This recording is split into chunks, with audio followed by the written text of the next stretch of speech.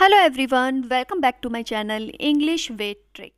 देखिए, B letter तक के हम लोग ईडियम फ्रेजेस ऑलरेडी कर चुके हैं। आज हम स्टार्ट करेंगे सी लेटर के ईडियम फ्रेजेस से, ठीक है।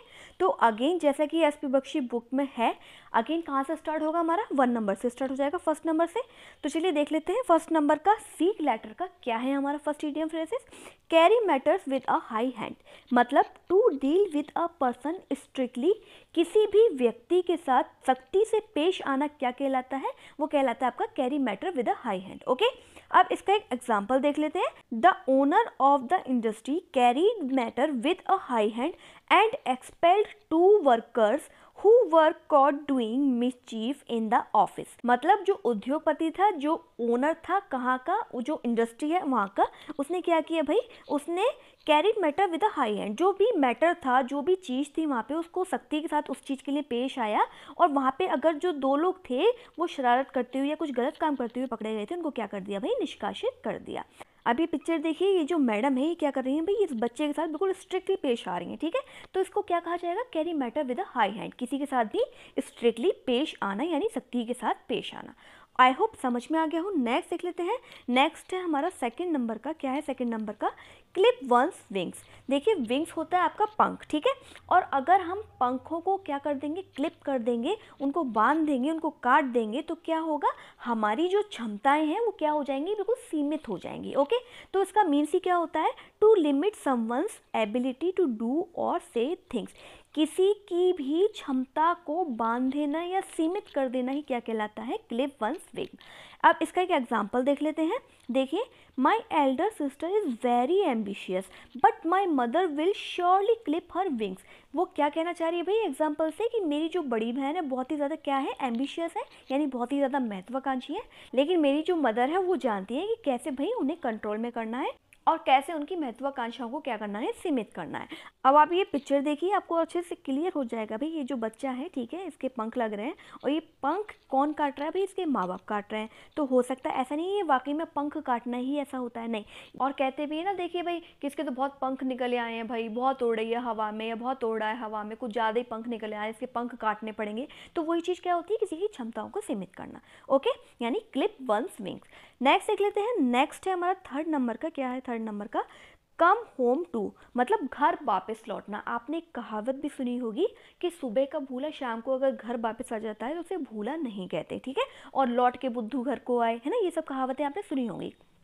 तो ये जो ईडियम्स है ये उसी से रिलेटेड है, वहीं से निकला है। क्या मतलब, टू अंडरस्टैंड, किसी भी चीज़ को समझ लेना। जब आप किसी भी चीज़ को समझ लेते हैं और दोबारा सही मार्ग पे आ जाते हैं, सही जगह पे आ जाते हैं, तो वही तो होता है भाई कि भाई सुबह का भूला शाम को घर आ गया, तो वही आपका क्या, कम होम टू। अब ये देखिए, माइंड में बहुत सारी चीज़ें चल रही हैं उलझन में, और कुछ देर बाद क्या हो गया भाई, सुलझ गई सारी चीज़ें। तो वही क्या हो गया, कोई चीज़ आपकी समझ में आ गई, है ना, तो वो हो गया आपका कम होम टू। अब इसका एक एग्जाम्पल देख लेते हैं। Seema wanted to be a teacher in the college but soon it came home to her dad she was not fit for the job as she was on a graduate। मतलब सीमा एक college में क्या थी भाई, शिक्षिका बनना चाहती थी, लेकिन जल्द ही उसे पता चल गया, समझ में आ गया क्या, कि उसकी जो एबिलिटी है वो एक प्रोफेसर या शिक्षिका बनने के लायक नहीं है। क्यों, क्योंकि वो केवल क्या है, स्नातक है, और हो सकता है टीचर बनने के लिए इससे ज़्यादा क्वालिफिकेशन शायद उनको चाहिए हो। तो उसको जल्द रियलाइज़ हो गया, समझ में आ गया कि वो शिक्षक बनने के लायक नहीं है। ओके, आई होप समझ में आ गया हो। नेक्स्ट देख लेते हैं। नेक्स्ट है हमारा फोर्थ नंबर का, क्या है फोर्थ नंबर का, come to a standstill. मतलब स्टैंड स्टिल आपका होता है come to a sudden stop, अचानक किसी भी चीज़ का रुक जाना। अब देखिए, इसका एक बहुत बड़े आपको मैं एग्जांपल समझाती हूँ, आपको तुरंत समझ में आ जाएगा। जैसे हमारा ये लॉकडाउन लगा था, ठीक है, तो हमारी ज़िंदगी हर जगह से एकदम अचानक रुक गई थी, है ना। क्या आपकी जो गाड़ियों की सर्विस रुक गई थी, आपका आना जाना रुक गया था, है ना, ये सारे शॉपिंग मॉल्स वगैरह बिल्कुल बंद हो गए थे, सब चीज़ ख़त्म हो गई थी। मतलब हर चीज़ पे आपकी एक बंदिश लग गई थी, अचानक सब चीज़ें रुक गई थी। मतलब आप ये समझिए पूरी ज़िंदगी ही अचानक रुक गई हो। तो वही क्या हो गया, एकदम सडन स्टॉप आना, कहीं भी किसी भी तरीके से एकदम सडन स्टॉप आना ही क्या कहलाता है, वो कहलाता है आपका come to a standstill. अब एग्जाम्पल देख लेते हैं। एग्जाम्पल क्या है, when we were going to Mussoorie yesterday our car came to a standstill right in the middle of the journey। लो भाई साहब, कल जब हम मसूरी जा रहे थे तो क्या हुआ, हमारी कार यात्रा में क्या हो गई, बीच में ही रुक गई। अब देखिए मैंने कार वाला एग्जांपल लिया है तो पिक्चर भी वही कार वाली ली है ना। अब देखिए एकदम से अचानक से कार रुक गई और क्या हो गई, हमारी यात्रा की ऐसी तैसी हो गई। तो वही क्या है हमारा, come to a standstill. Okay, next देख लेते हैं। नेक्स्ट है हमारा 5th नंबर का, क्या है 5th नंबर का, कम ऑफ विथ फ्लाइंग कलर्स। देखिए यहाँ पे कलर्स तक है, पी ये बेवजह लग गया, इसे हटा दीजिएगा, ठीक है। क्या मतलब है इसका, कम ऑफ विथ फ्लाइंग कलर्स का मतलब टू कम आउट सक्सेसफुली, कुछ ऐसा जो अंततः आपके इच्छित परिणाम को प्राप्त करता है। मतलब लास्ट में कुछ आपके मन मुताबिक हो जाना या लास्ट में कुछ अच्छा हो जाना ही क्या कहलाता है, कम ऑफ विथ फ्लाइंग कलर्स। अब ये देखिए एग्जाम्पल देखेंगे तो अच्छे समझ में आ जाएगा। The final football match was very crucial, but finally we won and come off with flying colors। देखिए अंतिम फुटबॉल मैच था, ठीक है, जो कि बहुत ज़्यादा क्या था, बहुत ज़्यादा इंपॉर्टेंट था, बहुत ज़्यादा महत्वपूर्ण था। देखिए ऐसा होता है ना कि कभी हम जब मैच देखते हैं तो शुरू में भाई आउट होते जा रहे हैं, आउट होते जा रहे हैं, आउट होते जा रहे हैं, तो एकदम लगता है कि भाई ऐसा ना हो कि हम मैच हार जाए, है ना। लेकिन फिर क्या होता है लास्ट में, जब एक मतलब एक ऐसी सिचुएशन आती है कि बिल्कुल लास्ट में जाके वो हम मैच फिर जीतने लगते हैं, तो ऐसा लगता है कि भाई हो गया बस, अब बस यही चाहिए था, है ना। तो वही ये एग्जांपल है, क्या है देखिए उसी तरीके से क्या है, फुटबॉल का मैच हो रहा था, पहले तो लग रहा था कि भाई सिचुएशन बहुत ही ज़्यादा क्या है, टाइट है, लेकिन बाद में जब शानदार प्रदर्शन किया तो मतलब एकदम सब खुश हो गए, है ना, जीत गए और शानदार प्रदर्शन किया, यही तो हमें चाहिए था। अब ये पिक्चर देखिए भाई, ये देखिए मैडम ग्रेजुएट होके आई हैं, ठीक है। अब ग्रेजुएट होके जैसी आई मतलब एक बहुत ज़्यादा खुश हैं और बिल्कुल ऐसा लग रहा है कि मतलब ये सातों रंग इनके आसपास घूम रहे हैं, मतलब बहुत ही ज़्यादा खुश हैं। तो वो क्या हो गया, कम ऑफ विथ फ्लाइंग कलर्स, मतलब टू कम आउट सक्सेसफुली, किसी चीज़ के सक्सेस मिल जाना, तो वही हो गई आपकी क्या, come off with flying colours. Number 6 क्या है हमारा, क्रॉस वंस माइंड, यानी to occur to one self, एकदम से कोई चीज़ याद आ जाना क्या कहलाता है, क्रॉस वंस माइंड। आपने कहा भी होगा एकदम कि भाई एकदम से मेरे दिमाग में एकदम से कोई चीज़ आई, है ना, या एकदम से मेरे दिमाग की बत्ती जली, तो ये चीज़ क्या होती है, इसे हम क्या बोलते हैं इडियम फ्रेज की भाषा में, क्रॉस वंस माइंड। अभी देखिए पिक्चर देखिए, आपको अच्छे से समझ में आ जाएगा। ये जो इंसान है इसके दिमाग की बत्ती एकदम जली। कभी कभी ऐसा होता भी ना, आप एग्जामिनेशन हॉल में बैठे हुए हैं और आपको कुछ याद नहीं आ रहा, अब आप बहुत दिमाग लगा रहे हैं, उसको याद करने की कोशिश कर रहे हैं, लेकिन आपको याद नहीं आ रहा, लेकिन सडन क्या होता है एकदम से वो चीज़ आपको याद आ जाती है, तो वही चीज़ क्या कहलाती है, क्रॉस वंस माइंड, ठीक है। अब ये देख लेते हैं, इसका एग्जाम्पल देख लेते हैं तो और ज़्यादा समझ में आ जाएगा आपको। क्या है इसका example, in the examination hall it cross my mind that I had left my pen outside on the table, यानी परीक्षा हॉल में भैया दिमाग की बत्ती जली, क्या एकदम से ख्याल आया, क्या ख्याल आया कि पेन तो भैया हम कहाँ छोड़े आए, बाहर टेबल पे ही छोड़े आए, लो अब दे लो एग्ज़ाम, कैसे दोगे। मतलब ऐसा नहीं है कि आपको पॉजिटिव वे में कोई चीज़ याद आना, या मतलब एकदम से कुछ भी सडन आपके दिमाग में आना, वो क्या कहलाता है, cross one's mind. Okay, next देख लेते हैं। नेक्स्ट हमारा 7th नंबर का, क्या है 7th नंबर का, क्राई फॉर द मून। अभी देखिए इसी से आपको इसका मीनिंग जो है समझ में आ रहा होगा। क्राई यानी कि रोना, किसके लिए रोना, मून के लिए, चांद के लिए रोना। अब कोई बच्चा जिद पे अड़ जाए कि भाई मुझे चांद चाहिए, चांद चाहिए, तो क्या आप ला के दे सकते हैं उसे, मतलब भाई ये तो इम्पॉसिबल ही है ना। तो वही क्या हो गया इसका अर्थ, to wish for something impossible, किसी इम्पॉसिबल यानी असंभव चीज़ की कामना करना क्या होता है, क्राई फॉर द मून। अभी देखिए मैडम बैठी हुई हैं, रो रही हैं, आपने वो गाना भी सुना होगा, तेरे वास्ते फलक से मैं चांद लाऊंगा, तो क्या वो लाके दे सकता है, कह लाओ अब लेके ही आओ, अब आपने कह दिया अब लेके ही आओ, तो क्या ऐसा हो सकता है वो ला सकता है फलक से चांद, भाई नहीं ला सकता, ये तो इम्पॉसिबल है। तो वही क्या हो गया, क्राई फॉर द मून। आप इसका एक एग्जाम्पल देख लेते हैं। The hope of winning the lottery amounting to lakh of rupees is simply cry for the moon। लाखों रुपए की लॉटरी जीतने की आशा किसी असंभव चीज़ की कामना करना मात्र है। मतलब ऐसा देखिए हो भी जाता है कि कभी कभी भाई इंसान जीत भी जाता है, लेकिन आप सोचें हर बार आप टिकट लें और हर बार आपकी लाखों रुपए की लॉटरी लग जाए, तो वो मतलब ऐसा तो भाई इम्पॉसिबल है। ओके, तो वही चीज़ क्या होगी, cry for the moon. Next देख लेते हैं। नेक्स्ट है हमारा 8th नंबर का, क्या है 8th नंबर का, करी फेवर विद, मतलब विन फेवर ऑफ समबडी, किसी का पक्ष जीतना या किसी का पक्ष, यानी आप ये समझिए जैसे आपको कोई काम करवाना है किसी से, ठीक है, अब आप उसकी फेवर में कोई काम करे जा रहे हैं, करे जा रहे हैं, करे जा रहे हैं। जैसे मानिए आपको किसी टीचर को भाई क्या करना है, भाई पटाके रखना है, भाई ये टीचर बहुत ज़्यादा इंपॉर्टेंट है, हमें उसको पटाके रखना है, इससे क्या होगा हमारे प्रैक्टिकल में नंबर वो अच्छे से दे देंगे, है ना। तो आप उसके लिए फेवर करे जा रहे हैं, कभी उसके लिए कुछ ला रहे हैं, कभी उसके लिए कुछ ला रहे हैं, मतलब उसकी एक तरीके से चापलूसी कर रहे हैं, तो वो क्या हो गया, करी फेवर विद। अब ये देखिए पिक्चर, देखिए पिक्चर में क्या है, ये क्या कर रहा है भाई, ये इंसान जेल में बंद है, ठीक है। अब इससे कह रहा है भाई फेवर मांग रहा है, क्या फेवर मांग रहा है कि भाई ये चाबी दे दो, मुझे जेल से निकाल दो। अब हो सकता है कि वो ये क्या कह रहा हो, ये भाई तुम मेरे लिए क्या करोगे जो मैं तुम्हें चाबी देकर जेल से निकालूं? हो सकता है इसने इससे कुछ वादा कर रखा हो कि भाई अगर तुम मुझे जेल से निकाल दोगे तो मैं तुम्हारे लिए ये करूंगा। तो वही क्या हो गया, करी फेवर विद। अब इसका एक एग्जांपल देख लेते हैं तो अच्छे से समझ में आ जाएगा। Neena gave a lot of costly present to her science teacher to carry favour with her. देखिए ये जो मैंने आपको पहले बताया वही चीज़ इसमें आ गई एग्जाम्पल में। क्या है ये, नीना ने अपने विज्ञान शिक्षक को खुश करने के लिए उसे बहुत सारे महंगे उपहार दिए, और उससे क्या हो जाएगा भाई, टीचर खुश हो जाएगा। तो वही क्या हो गया, करी फेवर विद, है ना। आई होप समझ में आ गया हो। नेक्स्ट देख लेते हैं। नेक्स्ट है हमारा 9th नंबर का। क्या है 9th नंबर का, call a spade a spade, मतलब टू स्पीक प्लेनली, स्पष्ट रूप से बोलना, मतलब जैसे को तैसा बोलना। अब ये देखिए जो आदमी है एक स्पेड को क्या बोल रहा है, स्पेड ही बोल रहा है। क्या कह रहा है भाई, यू आर अ स्पेड, ठीक है। ऐसे नहीं कह रहा भाई कोई चापलूसी नहीं कर रहा, मतलब जैसे को तैसा बोलना, जो जैसा है सामने बोलना। ऐसा होता है ना, देखिए मानिए कोई दो व्यक्ति हैं उनमें लड़ाई हो गई है ना, भाई तीसरे को बुलाया कि भाई तुम बताओ किसकी गलती है। वो कहता है देखो इस बात में तुम्हारी गलती है और इस बात में तुम्हारी गलती है, देखो सीधी सी बात है, मैं तो साफ बोलूँगा। तो वही क्या हो गया, साफ बोलना, स्पष्ट बोलना, मुंह पे बोलना, क्या हो गया, call a spade a spade. अब इसका एक एग्जांपल देख लेते हैं। People often get angry when one call a spade. जब कोई भाई स्पष्ट रूप से बोलता है तो अक्सर लोग क्या हो जाते हैं भाई, गुस्सा हो जाते हैं, क्रोधित हो जाते हैं, कहते हैं भाई तुमने हमें ऐसे कैसे बोल दिया, है ना। लेकिन ये अच्छी बात है, कोई अगर मुंह पे आपको भाई पीठ पीछे बुराई कर रहा है उससे तो अच्छा है कि मुंह पे साफ साफ बोल दे कि आप में ये कमी है। ओके, नेक्स्ट देख लेते हैं। नेक्स्ट है हमारा 10th नंबर का। क्या है 10th नंबर का, carry the day. Carry the day means होता है टू विन अ विक्ट्री, मतलब जीत हासिल करना। पिक्चर देखिए भाई, देखिए ये जो मैडम है इनको कोई जीत हासिल हुई तभी तो ये खुश हो रही है इतना, है ना। तो अब इसका एक एग्जांपल देख लेते हैं। After the initial setback India carried the day in the test match. शुरुआती झटकों के बाद भारत ने टेस्ट मैच में क्या हासिल कर ली भाई, जीत हासिल कर ली। तो भाई सब लोग खुश हो गए, तो मतलब भाई दिन बना दिया, कहते हैं ना भाई दिन बन गया आज का। तो या कुछ ऐसा हो जाए आपकी लाइफ में जो बहुत मतलब आप बहुत दिनों से एक्सपेक्ट कर रहे थे, ठीक है, और वो चीज़ आपको मिल जाए या कोई जीत हासिल हो जाए, तो वही क्या हो गया भाई, दिन बन गया आज का। तो भाई आज का दिन तो बहुत अच्छा है, कैरी द डे, ठीक है। कट और सॉरी फिगर।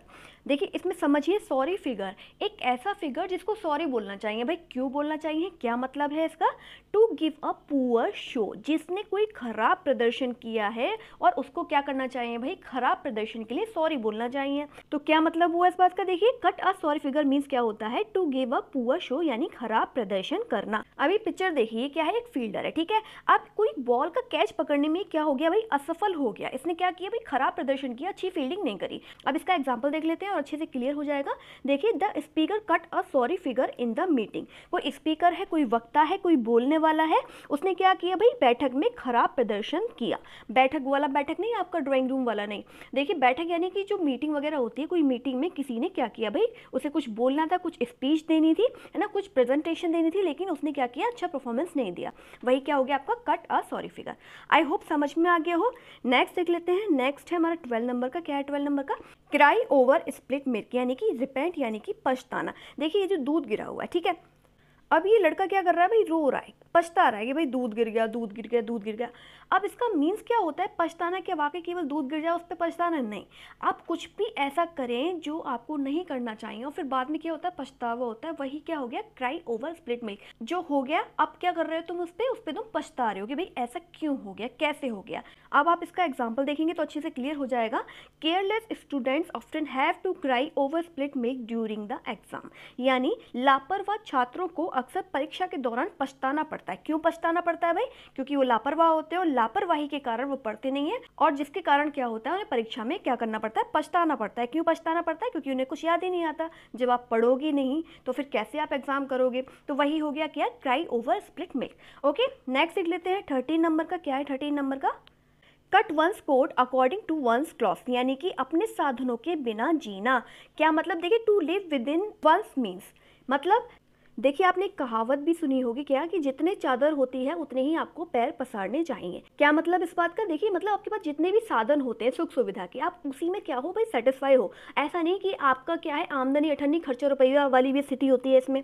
ये तो आप बहुत अच्छे समझ ही जाएंगे। आपकी आमदनी है 4 रुपये की, ठीक है, लेकिन आप खर्च कर रहे हैं 4000 रुपये, तो उससे क्या होगा, उससे आपको ही क्या होगा, नुकसान होगा, ठीक है। तो यही इडियम से हमारा क्या कि भाई जितनी चादर है उतने पैर पसारने चाहिए। ऐसा नहीं करना चाहिए कि आमदनी तो अठन्नी और खर्चा क्या है रुपया। गया। देखिए एग्जाम्पल देख लेते हैं, अच्छे से क्लियर हो जाएगा। A wise man always cuts his cloth according to his cloth if he wants to be successful in his life. यदि कोई बुद्धिमान व्यक्ति अपने जीवन में सफल होना चाहता है तो उसे क्या करना चाहिए, उसे हमेशा अपनी क्षमता के अनुसार ही जीवन व्यतीत करना चाहिए, अपनी क्षमताओं से बाहर नहीं निकलनी चाहिए। तो वही बात होगी क्या, आमदनी अठन्नी खर्चा रुपया नहीं करना चाहिए। ओके, आई होप समझ में आ गया हो। नेक्स्ट देख लेते हैं। नेक्स्ट है हमारा 14 नंबर का। क्या है 14 नंबर का, कॉल नेम्स।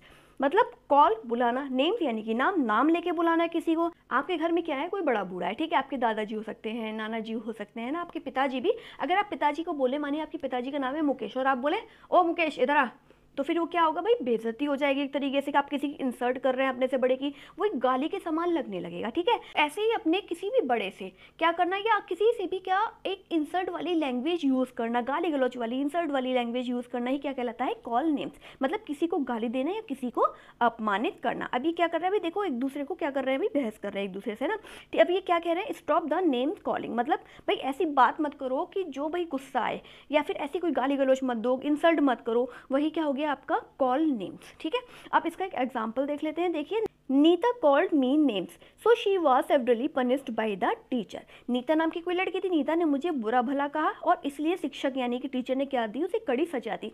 कोई लड़की होगी नीता, है ना, उसने क्या किया, किसी और से क्या बोल दिया, उल्टा सीधा बोल दिया, है ना, उसकी इंसल्ट कर दी, उसे एब्यूजिव लैंग्वेज में भाई बात कर ली। तो वो चीज़ क्या सुन ली, शिक्षक ने सुन ली और फिर उसको क्या किया, भाई आ जाओ लाओ मैं बताती हूँ तुम्हें। ठीक है, शिक्षक ने उसे सजा दे दी। तो वही क्या हो गया, कॉल नेम्स। आपको उसको केवल याद करने का एक बहुत बढ़िया तरीका यही है कि मानिए आप किसी आप अपने पिताजी से बोल रहे हैं और नाम लेके बोल रहे हैं, तो भाई दो चांटे तो खाने ही खाने हैं। ठीक है, मतलब उन्हें क्या लगेगी, इंसल्ट लगेगी, मतलब एक भाषा आपकी क्या लगेगी, गलत लगेगी। ठीक है, वही क्या हो गया आपका कॉल नेम्स।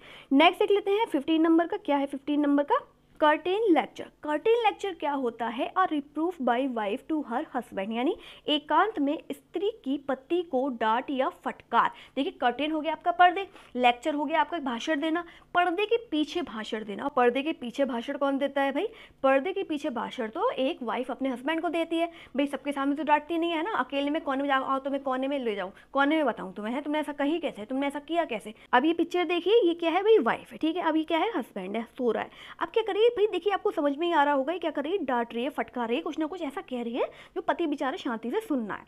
अब इसका एक एग्जांपल देख लेते हैं और क्लियर हो जाएगा। My brother never pays any attention to his wife's curtain lecture and does what he thinks. मेरा भाई अपनी पत्नी के भाषणों पर कभी ध्यान नहीं देता और जो सोचता है वही करता है। मतलब भाई वाइफ बोल रही है वो सुन रहा है लेकिन ध्यान नहीं दे रहा। वो कहते हैं ना, एक कान से सुना दूसरे कान से निकाल दिया, और करता है लेकिन अपने मन की। लेते हैं नंबर 16। क्या है हमारा, chip off the old block, यानी कि resembling one's parents in habit. आदतों में अपने माता पिता के समान होना ही क्या कहलाता है, chip off the old block. अब ये देखिए पिक्चर देखिए, ये कौन है, ये फादर है। ठीक है, और ये इनका क्या है भाई, सन है। अब ये दोनों बिल्कुल एक जैसे हैं, इनकी आदतें एक जैसी हैं, दिखते एक जैसे हैं, तो वही क्या हो गया आपका chip off the old block. अब इसका एक एग्जांपल देख लेते हैं तो अच्छे से क्लियर हो जाएगा। My friend is quite helpful like her father so he is a chip off the old block. यानी मेरी जो फ्रेंड है, मेरी जो दोस्त है, वो अपने पिता की तरह काफ़ी मददगार है और उसकी ये जो आदतें हैं किससे मिलती हैं भाई, अपने पिता के समान है उसकी आदतें, इसकी आदतें अपने पिता से मिलती हैं। तो वही क्या हो गया आपका chip off the old block. I hope समझ में आ गया होगा। नेक्स्ट देख लेते हैं। नेक्स्ट है हमारा 17 नंबर का। क्या है 17 नंबर का, केव इन। केव इन का मीन्स होता है यील्ड, यानी कि किसी के सामने हार मान लेना या झुक जाना।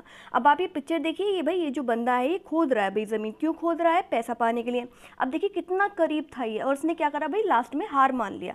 किसी के भी सामने हार मान लेना, झुक जाना ही क्या कहलाता है आपका केव इन। अब इसका एक एग्जाम्पल देख लेते हैं। देखिए, Although our team fought bravely, yet had to cave in before the superior power play of the opposite team. यद्यपि हमारी टीम ने बहादुरी से लड़ाई लड़ी, फिर भी हमें विपक्षी टीम के बेहतर पावर प्ले के आगे क्या करना पड़ा भाई, झुकना पड़ा। उनका जो पावर प्ले वाला गेम था वो बहुत ज़्यादा अच्छा था और हमने क्या कर लिया भाई, हार मान ली, झुकना पड़ा। ठीक है, आई होप समझ में आ गया हो। नेक्स्ट देख लेते हैं 18 नंबर का। क्या है 18 नंबर का, क्लोवन हुफ। क्लोवन हुफ का मीन्स होता है द इविल इंटेंशन, यानी बुरा इरादा। आप पिक्चर देखिए, थोड़ा और अच्छे समझ में आ जाएगा। ये जो क्या है, ये जो होते हैं खुर जो होते हैं गधे के, घोड़े के, गाय के, भैंस के, है ना, इस तरीके के होते हैं, ठीक है। अब इसको क्या बोलते हैं, इसको बोला जाता है हुफ, ठीक है। ये जो खुर होते हैं, अब देखिए क्लोवन किसे बोला जाता है, ये जो दो पार्ट में डिवाइड होता है ना, इसे बोला जाता है क्लोवन। अब आपको क्लोवन हुफ का दिमाग में आते ही, ये वर्ड दिमाग में आते ही आपको क्या याद आ जाएगा भाई, किसी के भी खुर याद आ जाएंगे, किसी भी जानवर के, ठीक है, जिसके होते हैं, ठीक है। अब आप क्या सोचते हैं भाई, इंटेंशन, कौन सा इंटेंशन, ईवल इंटेंशन। अब इसे कैसे लर्न करेंगे, मानिए आपका कोई जानवर है, वो बिल्कुल ही क्या हो गया है, बेलगाम हो गया है, वो आपसे संभल नहीं रहा, और आपको क्या लग रहा है कि ऐसा ना हो ये कुछ बुरा कर दे, है ना, कुछ ईविल इंटेंशन इसके दिमाग में हो, तो उससे क्या याद आ जाएगा, उससे याद आ जाएगा क्लोवन हुफ का क्या मीन्स होता है, बुरा इरादा। अब इसका एक एग्जांपल देख लेते हैं तो अच्छे से क्लियर हो जाएगा। The Chinese showed the cloven hoof in 1962। चीन ने 1962 में अपनी नापाक मंशा या बुरा इरादा दिखाई दिया था। भाई वो तो आपको पता ही है भाई, जो भी है, ठीक है। नेक्स्ट देख लेते हैं। नेक्स्ट है हमारा 19 नंबर का, क्या है 19 नंबर का, कट थ्रोट। कट थ्रोट का मीन्स होता है टफ यानी कि कठिन। देखिए पहले इसका एग्जाम्पल समझेंगे, देन हम फिर आगे बढ़ेंगे पिक्चर की तरफ। It is very difficult for Indian industry to survive in the teeth of international cut throat competition. भारतीय उद्योग के लिए अंतर्राष्ट्रीय स्तर पर कड़ी स्पर्धा के बीच जीवित रहना बहुत कठिन है। जीवित रहना या फिर भाई निर्वाह करना बहुत कठिन है। देखिए आजकल ऐसा होता भी है, देखिए कोई भी वैकेंसीज निकलती हैं उसमें जगह होती हैं केवल 10, और उसमें फॉर्म कितने फिल होते हैं, 10 लाख। तो सोचिए कितना कट थ्रो कंपटीशन है। वही देखिए आप पिक्चर देखेंगे तो अच्छे से क्लियर हो जाएगा। सबको पहुंचना यहाँ पर है, लेकिन रास्ते अलग अलग हैं और बिल्कुल कंपटीशन भाई बिल्कुल टक्कर वाला है। तो वही क्या हो गया, कट थ्रो कंपटीशन, यानी कट थ्रो, कुछ भी ऐसा नहीं कंपटीशन, कुछ भी चीज़ जो कठिन हो रही है भाई, कठिन लग रही है, वही क्या हो गया आपका कट थ्रो। आई होप समझ में आ गया होगा। नेक्स्ट देख लेते हैं 20 नंबर का, क्या है 20 नंबर का, call in question. Call in question का मीन्स होता है कोई भी डाउट, कोई भी संदेह। जब हमारे दिमाग में कोई भी क्वेश्चन आता है किसी भी चीज़ को लेकर, तो वही क्या चीज़ हो जाती है आपकी कॉल इन क्वेश्चन, यानी कि कोई भी संदेह या डाउट। अब इसका एक एग्जांपल देख लेते हैं। देखिए, you should not call in question my honesty, यानी आपको मेरी ईमानदारी पर कोई भी सवाल नहीं उठाना चाहिए, या फिर आपको मेरी ईमानदारी पर कोई भी डाउट नहीं होना चाहिए। भाई मैं क्या हूँ, पूरी तरीके से ईमानदार हूँ। अब ये देखिए बच्चा पढ़ रहा है, इसको पढ़ने से रिलेटेड कोई भी क्वेश्चन आ रहा है, तो वही चीज़ क्या हो गई आपकी कॉल इन क्वेश्चन। नंबर 21 क्या है हमारा, चीक बाई जोल। चीक बाई जोल का मीन्स होता है क्लोज टुगेदर, यानी कि आस पास होना। अब आप ये पिक्चर देखिए, ये लोग कितने क्लोज है ना, कितने ज़्यादा ही क्लोज है। ये जो आपके चीक्स होते हैं ना, वो आपकी जो लाइन से क्या बिल्कुल टच हो रहा है ना, और ये कितने पास है ना, वही आप याद कर लीजिएगा कि चीक और आपकी जो जो लाइन है वो आस पास है, तो वही क्या हो गया आपका क्लोज टुगेदर, यानी कि चीक बाई जोल। अब इसका एक एग्जाम्पल देख लेते हैं तो अच्छे से क्लियर हो जाएगा। In metropolitan cities it is common that affluence and poverty exit cheek by जोल। मतलब महानगरों में यह आम बात होती है।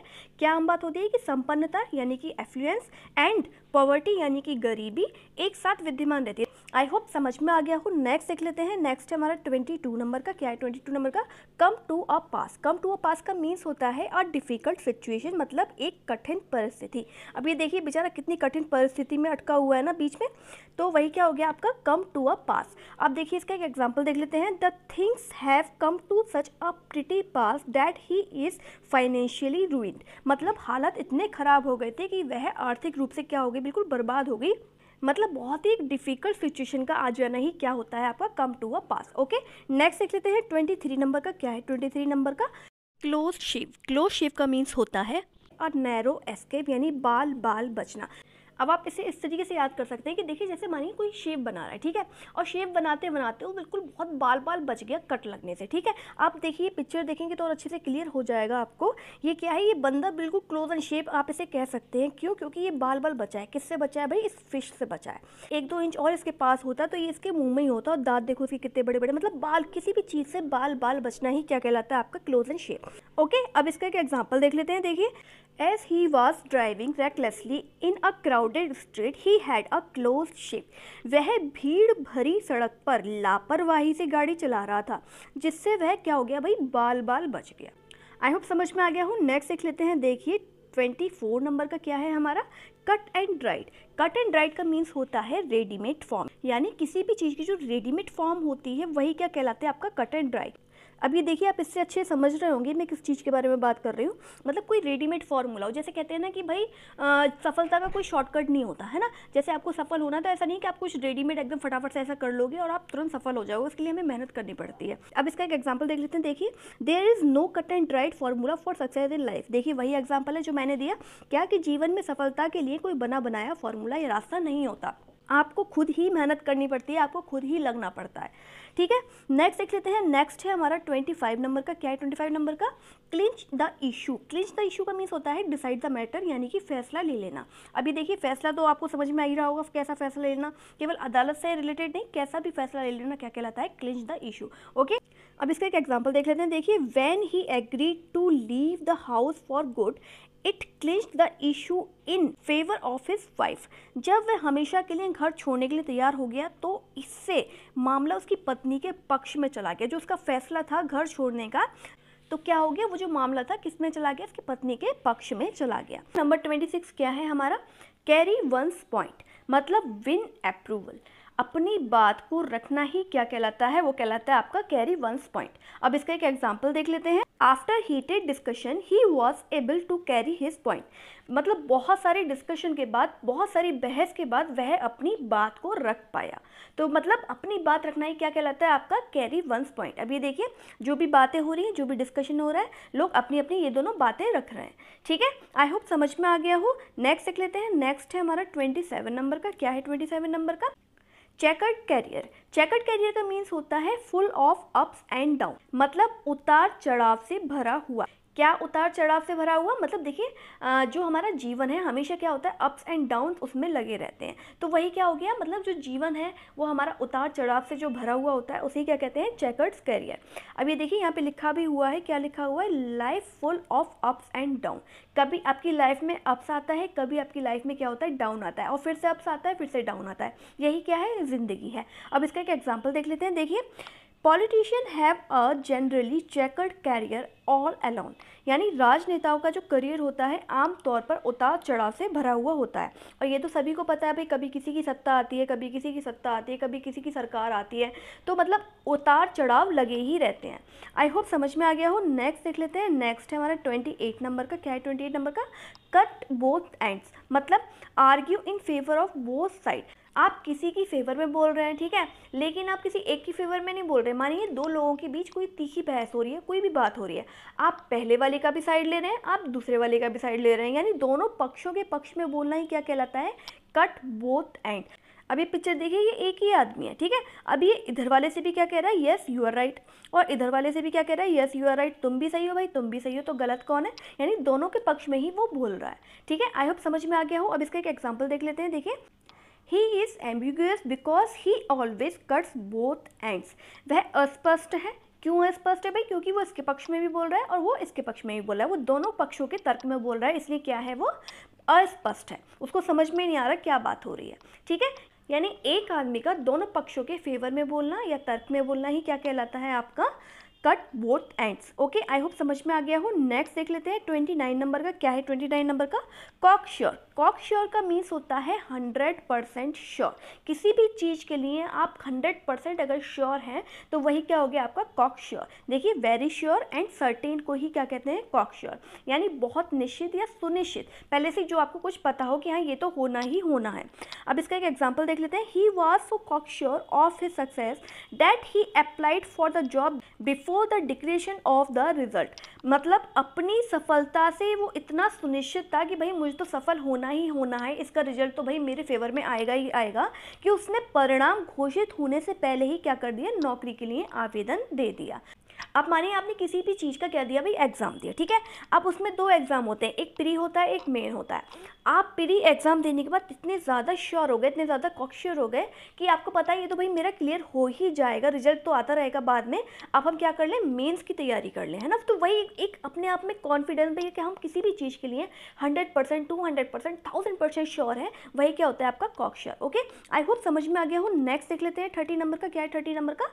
कॉक अ स्नूक, कॉक अ स्नूक का मीन्स होता है चिढ़ाना। देखिए ये जो हरकत हो रही है ना ये वाली, ये अक्सर हम लोग करते भी हैं, है ना, कैसे ऐसे चिढ़ाते हैं, वही क्या हो गया आपका कॉक अ स्नूक, मतलब टू शो इम्प्यूडेंट कंटेम्प्ट, किसी को भी चिढ़ाना या चिढ़ना ही क्या कहलाता है आपका कॉक अ स्नूक। अब इसका एक एग्जाम्पल देख लेते हैं। देखिए, She is so proud of her wealth that she always cocks a snook at the acts of her husband। मतलब उससे अपने धन पर इतना ज़्यादा गर्व या घमंड था कि वह हमेशा अपने पति के जो कार्य होते हैं उनके प्रति मतलब तिरस्कार दिखाती रहती थी, उनको चिढ़ाती रहती थी। अपने आप पे उसे इतना घमंड था, अपने पैसे पे इतना घमंड था। ओके, नंबर 31 क्या है हमारा, chapter and verse. Chapter and verse का मीन्स होता है इन फुल डिटेल या टू गिव प्रूफ।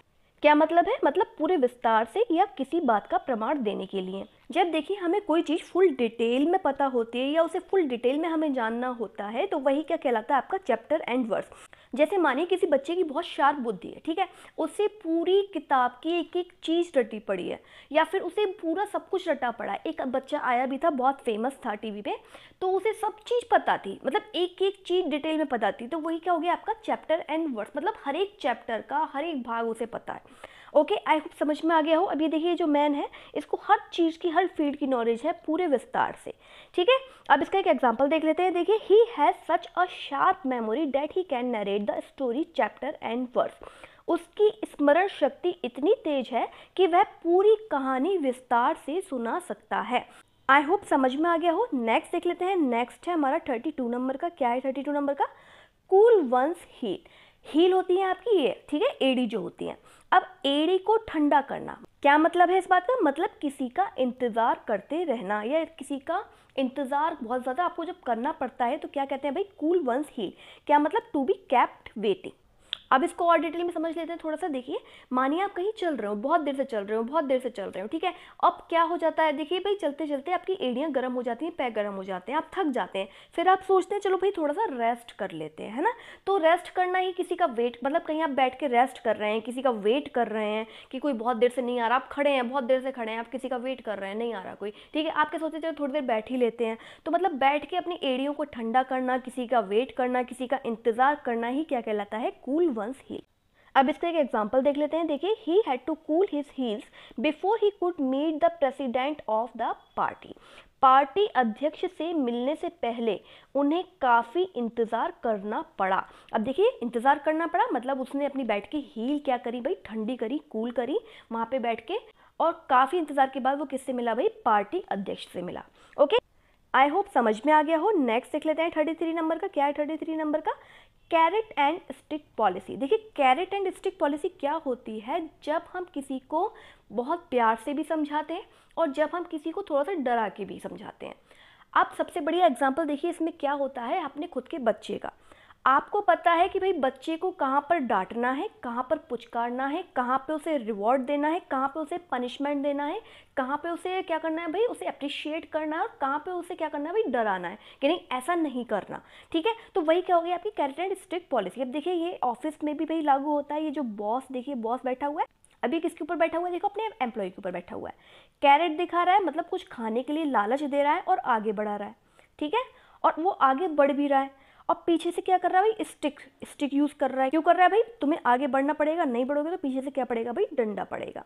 यानी रिवॉर्ड और पनिशमेंट दोनों चीज क्या साथ में, जहाँ पे रिवॉर्ड की जरूरत है वहाँ रिवॉर्ड दो, जहाँ पे पनिशमेंट की जरूरत है वहाँ पनिशमेंट दो, ठीक है। अब इसका एक एग्जांपल देख लेते हैं। देखिए, a successful businessman follows the carrot and stick policy toward his employees. एक सफल व्यवसायी अपने कर्मचारियों के प्रति गाजर और छड़ी, कैरेट एंड स्टिक क्या हो गया आपकी, गाजर और छड़ी। गाजर मतलब रिवॉर्ड और छड़ी मतलब पनिशमेंट। तो क्या हो गया ये, मतलब एक सफल व्यवसायी वह अपने कर्मचारियों के प्रति गाजर और छड़ी थोड़ी देर के लिए भूल जाइए। यहाँ पे क्या आपको लर्न करना है कि कर्मचारियों के प्रति पुरस्कार एवं दंड की नीति का पालन करता है, और तभी वो जो एम्प्लॉयज होते हैं, जो कर्मचारी होते हैं, उन्हें लगता है कि भाई अच्छा काम करे, अच्छा काम करे, अच्छा काम करे, क्या मिलेगा, पुरस्कार मिलेगा, और कुछ भी गलत कर दिया तो भाई डांट भी पड़नी ही पड़नी है, ठीक है, दंड भी मिलेगा ही मिलेगा। ओके, आई होप समझ में आ गया हो। नेक्स्ट देख लेते हैं 34 नंबर का। क्या है 34 नंबर का, come in handy. Come in handy का मीन्स होता है टू बी यूजफुल, यानी उपयोगी होना। अब देखिए एग्जांपल देखिए और अच्छे समझ जाएंगे। Take some woollen clothes, they may come in handy in Shimla. क्या मतलब, कुछ ऊनी कपड़े ले लो भाई, हो सकता है कि ये कहाँ पे काम आए, शिमला में काम आए। अब कुछ भी उपयोगी होना, कुछ भी यूज़फुल होना ही क्या कहलाता है आपका कम इन हैंडी। आई होप सारी चीज़ें समझ में आ गई हो, क्लियर हो गई हो। और अगर वीडियो अच्छा लगा हो तो लाइक, सब्सक्राइब और शेयर करना मत भूलिएगा। Thank you very much.